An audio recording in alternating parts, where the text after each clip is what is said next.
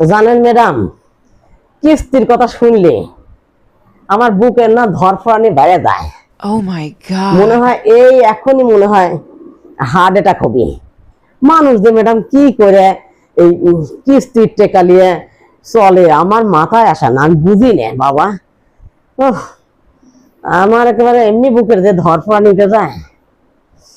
তো ডাক্তার দেখাসনি কেন? ডাক্তার দেখা ডাক্তার দেখাতো না ম্যাডাম। ম্যাডাম ডাক্তার কইলো যে বুকের ধরফরানি কমানোর জন্য নাকি দামি একটা মেশিন কিনা লাগবে। তো বুকে যখন এত সমস্যা তাহলে মেশিনটা কিনে ফেল।